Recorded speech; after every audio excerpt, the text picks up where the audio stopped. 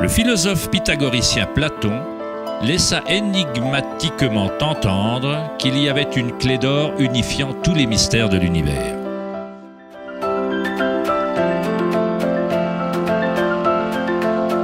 Bon nombre d'éminents penseurs de l'histoire tels que Pythagore, Kepler, Léonard de Vinci, Tesla et Einstein approchèrent le seuil du mystère.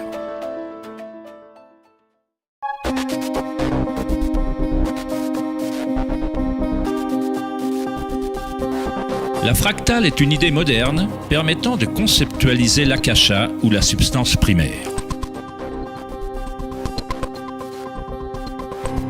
Il a fallu attendre les années 80 pour que la technologie informatique permette de visualiser et reproduire mathématiquement les modèles de la nature. Le terme fractal a été introduit par le mathématicien Benoît Mandelbrot, qui a étudié certaines équations simples qui, répétées, créent une quantité infinie de formes mathématiques ou géométriques variables dans un cadre limité. Une fractale est une forme géométrique brute, divisible, dont chaque partie représente approximativement une copie réduite du modèle complet, une propriété qu'on appelle autosimilarité.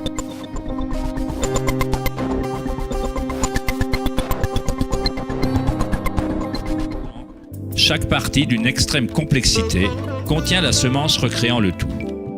Les fractales modifièrent l'opinion des mathématiciens sur l'univers et sur son fonctionnement. Chaque niveau de grossissement révèle des différences par rapport à l'original. Lorsqu'on passe d'un niveau de détail fractal à un autre, on observe que l'image change et se transforme en permanence. Cette transformation est la spirale cosmique, l'intelligence intégrée de la matrice de l'espace-temps.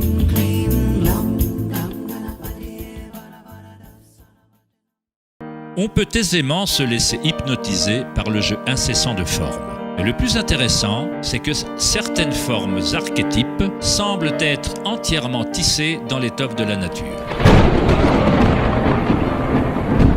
Un autre modèle lit, ou modèle archétype, est celui de la ramification, observable à tous les niveaux et à toutes les échelles fractales.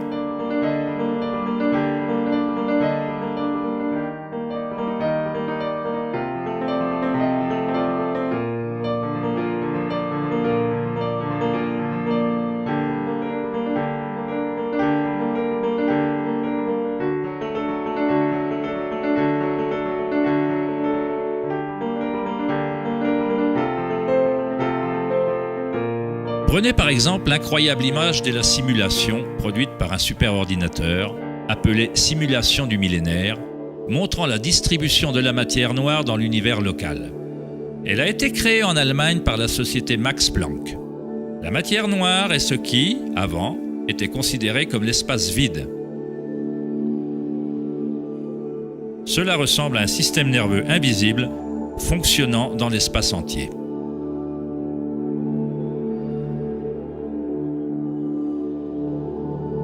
L'univers ressemble littéralement à un cerveau géant.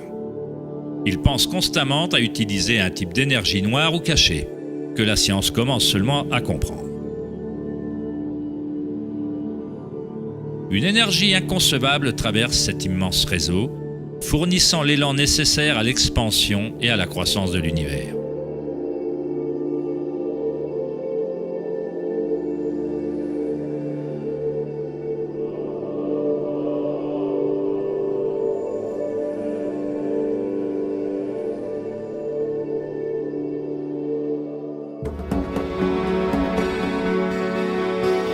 Quand on crée des conditions favorables, la nature crée automatiquement des ramifications. La nature est une machine à engendrer l'art ou un moteur à créer la beauté. Ici, on utilise de l'électricité pour faire pousser des branches de cristal d'argent. Le métrage en accéléré montre leur croissance sur plusieurs heures. Des cristaux se forment sur la cathode en aluminium alors que des ions sont électrodéposés par une solution de nitrate d'argent. La formation s'organise d'elle-même. On assiste à la naissance d'une œuvre d'art engendrée par la nature elle-même. Johann Wolfgang von Goethe déclara « La beauté est une manifestation de lois naturelles secrètes qui, autrement, nous auraient été cachées à jamais. » Dans ce sens, tout dans la nature est vivant, s'auto-organisant. En utilisant un voltage plus élevé, la ramification fractale devient encore plus évidente. Ceci se produit en temps réel.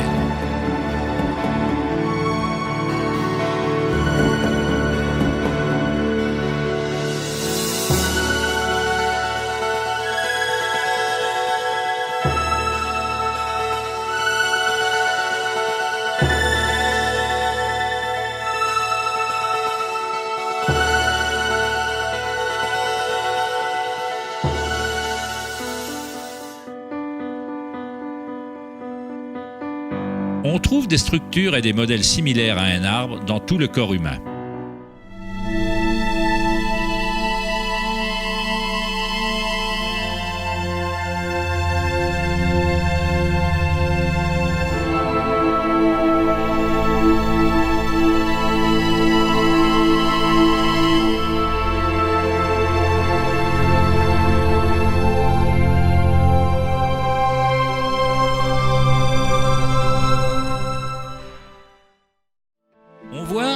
Un univers arrangé à merveille et obéissant à certaines lois.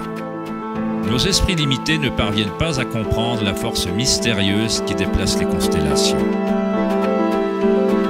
Chaque scientifique qui approfondit l'univers et chaque mystique qui fait une introspection profonde finit par être confronté à la même chose, la spirale originelle.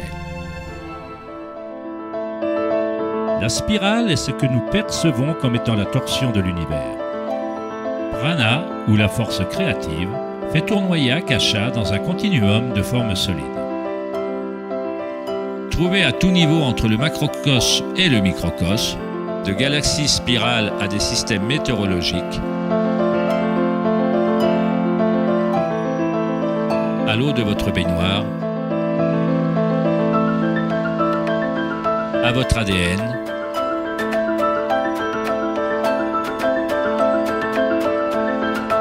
à l'expérience directe de votre propre énergie. La spirale originelle n'est pas une idée, mais plutôt ce qui rend toute condition et toute idée possible.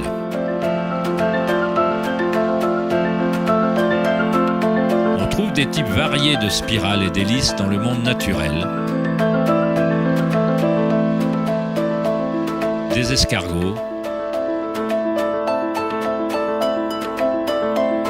des coraux,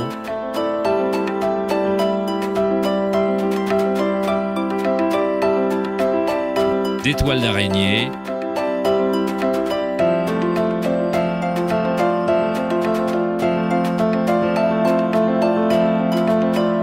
des fossiles,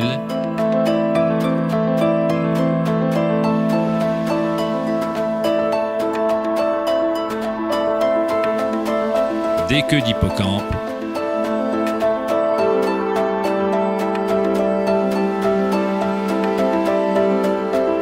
des coquillages.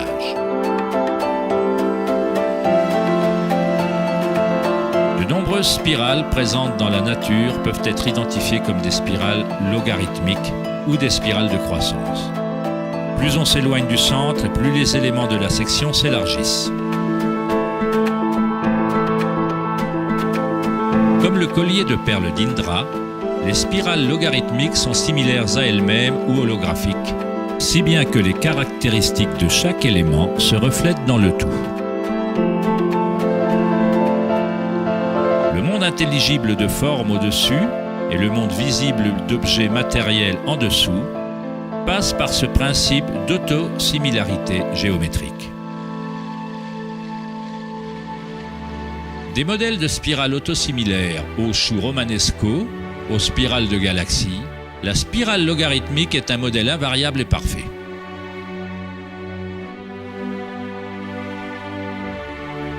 Notre propre Voie lactée a plusieurs bras spiraux qui sont des spirales logarithmiques inclinées à plus ou moins 12 degrés. Plus la spirale est inclinée, plus sa rotation est serrée. Lorsqu'on visionne la croissance d'une plante en accéléré, on constate qu'elle danse selon la spirale de vie.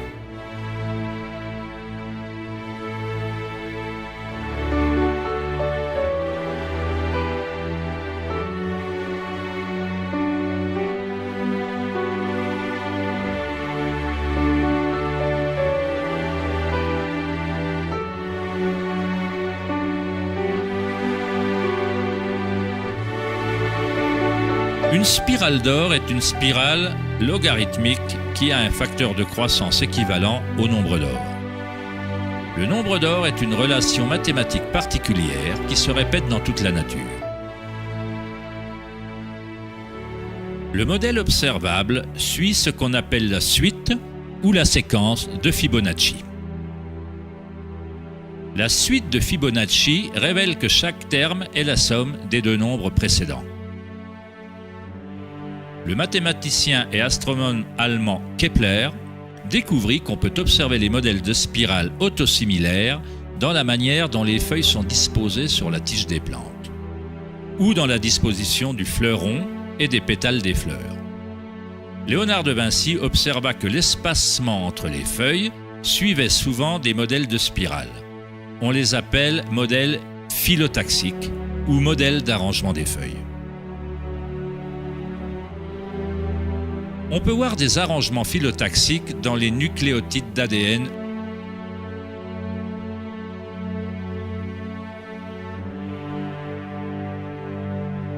auto-organisés et dans tout, des arbres généalogiques de lapins reproductifs aux pommes de pin, aux cactus, aux flocons de neige, en passant par de simples organismes tels que les diatomées. La diatomée est un des types de phytoplancton les plus courants. De simples organismes monocellulaires nourrissant d'innombrables espèces dans la chaîne alimentaire.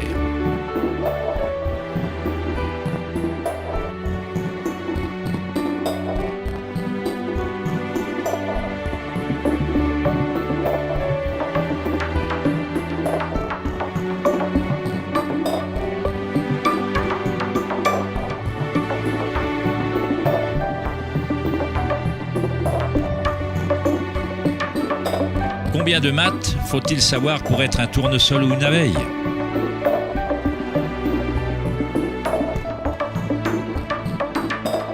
La nature ne consulte pas le département de physique pour faire pousser des brocolis. La structuration se produit automatiquement.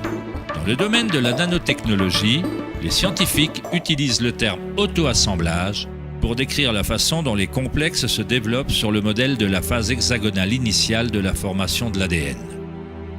En nanotechnologie, des nanotubes de carbone se composent d'un arrangement similaire de matériel. La nature répète ce type de géométrie sans aucun effort, automatiquement, sans calculatrice. La nature est précise, extrêmement efficace. Selon le célèbre architecte et auteur Buckminster Fuller, ces modèles dépendent de l'espace-temps. L'ADN et la structure alvéolaire ont la forme qu'ils ont pour la même raison qu'une bulle est ronde. C'est la forme la plus efficace pour utiliser le moins d'énergie possible. L'espace lui-même a une forme et ne permet que certaines configurations de matière et adopte toujours par défaut ce qui est le plus efficace. Ce sont les modèles les plus solides et les plus efficaces de développer des structures architecturales telles que les géodes.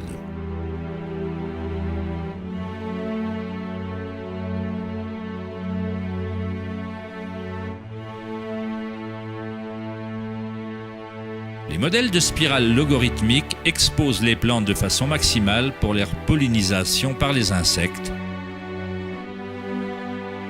pour le soleil et la pluie, et leur permettent d'acheminer de l'eau vers leurs racines avec efficacité.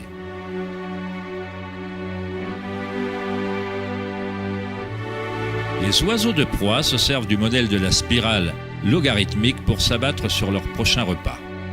Voler en spirale est la façon la plus efficace de chasser.